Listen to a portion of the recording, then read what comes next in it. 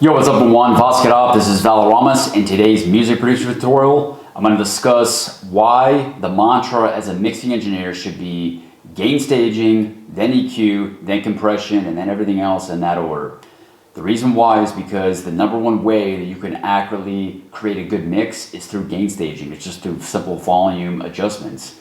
Certain elements should be the lead at certain times, so the volume fader should be higher in the mix. Certain elements should be background tracks, so those volume faders should be lower. But if you master gain staging, and this is when using your ears becomes so critically vital as a mixing engineer, you will be able to do most of the work. I would estimate about 80% of the mixing work just with volume adjustments alone. So if you learn how much to adjust the volume, that will solve most of your problems as a mixing engineer.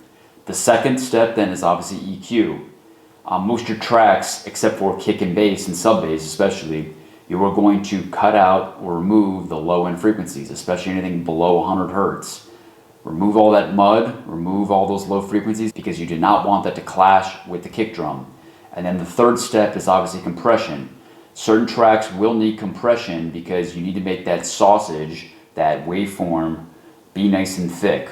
Some elements will be too loud and some will be too quiet. So you're basically bringing those elements and you're raising the volume of one and then compressing the volume of the other. So you're essentially making loud elements quieter and quiet elements louder, so it's more uniform across the board. But again, gain staging, then EQ, then compression, then everything else. Worry about that first. Of course, you have things like saturation, you have reverb, delay, these other fancy plugins, but focus on the basics first. If you nail the basics, then everything else around those basics will be that much easier to solve. So you have it. Those are my quick thoughts on being a mixing engineer. It is all about these basics first, and then you can focus on everything on the outer circles around that after that.